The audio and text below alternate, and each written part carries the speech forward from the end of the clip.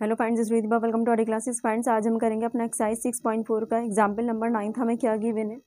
आकृति में डायग्राम हमें दे रखा है। रेखाखंड एक्स वाई त्रिभुज एबीसी की भुजा एसी के समांतर है। एक्स वाई किसके समांतर दे रखा है? हमें एसी के।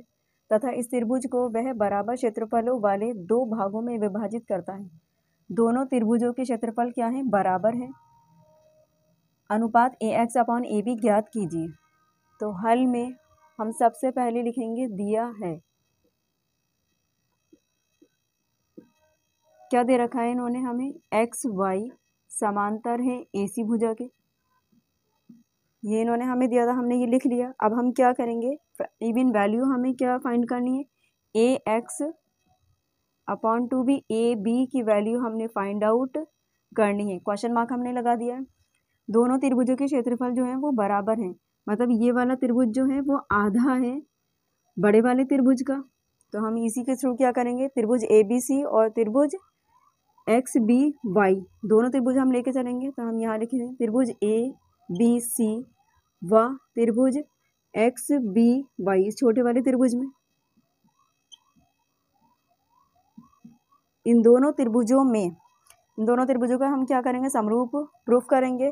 तो यहाँ पर हम क्या कह सकते हैं? एंगल एक्स किसके बराबर है? एंगल ए के। तो एक्स को हम क्या लिख सकते हैं? एंगल बी एक्स वाई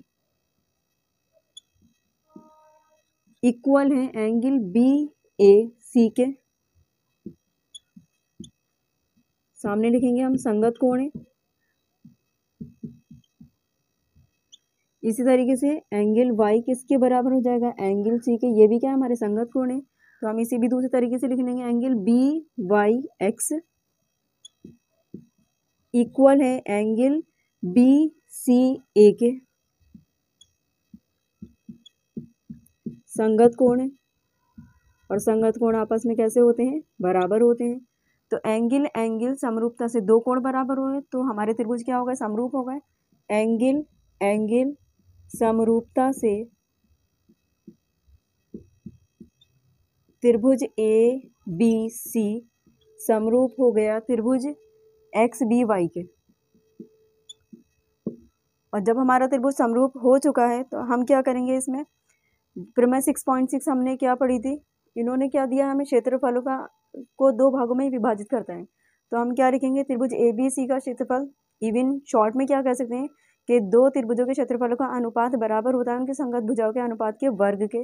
ये प्रमेय नंबर 6.6 में हम प्रूफ कर चुके हैं। तो हम यही प्रमेय इसमें लगाएंगे। त्रिभुज ए बी सी का क्षेत्रफल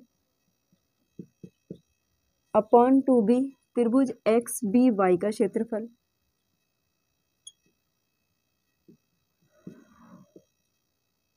इक्वल हो जाएगा। हमारा संगत भुजा हम ले रहे हैं। बड़े वाले त्रिभुज की भुजा क्या हो गई? A B upon two B छोटे वाले त्रिभुज की भुजा क्या हो गई? X B. संगत भुजा के अनुपात का वर्ग और लगाए दे रहे हैं। ये प्रमेय नंबर 6.6 हमने पढ़ी है। तो यहाँ पर हमारी क्वेश्चन नंबर 1 बन चुकी है। अब इन्होंने क्या कहा है कि वह बराबर क्षेत्रफलों को दो भागों में विभाजित करता है। तो हम यहाँ लिखेंगे त्रिभुज ए बी सी का क्षेत्रफल बराबर है। छोटा वाला त्रिभुज जो है वो आधा है। तो इसको अगर हम ए बी सी त्रिभुज के बराबर लेंगे तो इसको ट्वाइस टाइम कर देंगे। 2 इंटू त्रिभुज एक्स बी वाई का क्षेत्रफल।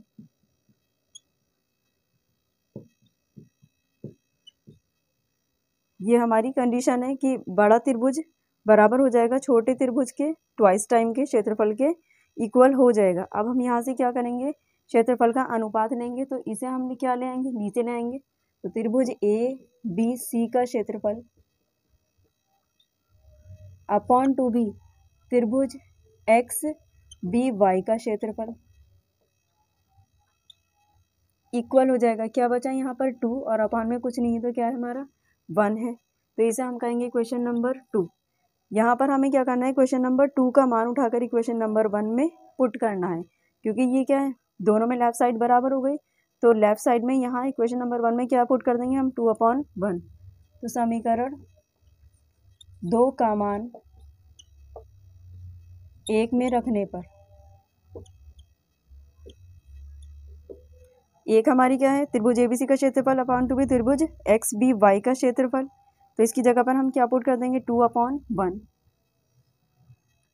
2/1 is equals to AB/XB, AB/XB का होल स्क्वायर हमारा एज इट इज़ चल ही रहा है।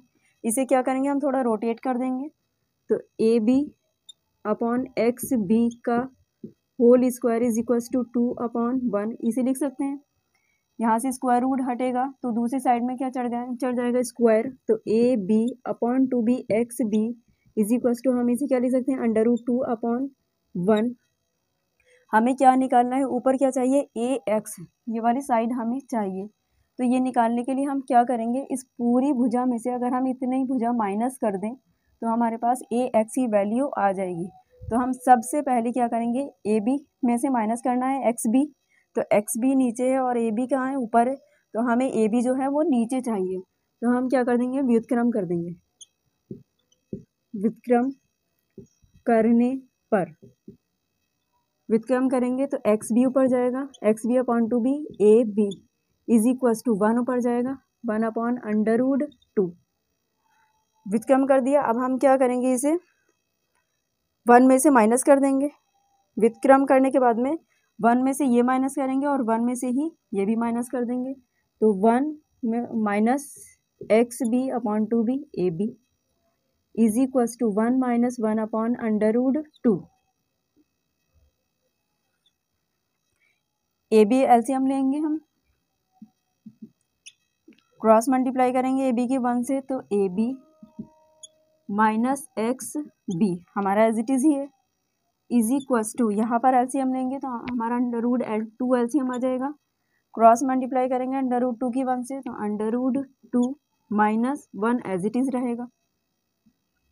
हमें क्या चाहिए था, AB में से XB माइनस करना था, तो AB में से XB हमारा माइनस हो चुका, तो इसका मतलब है हम इसे क्या लिख सकते हैं, AX हम इक्वल लिख सकते हैं।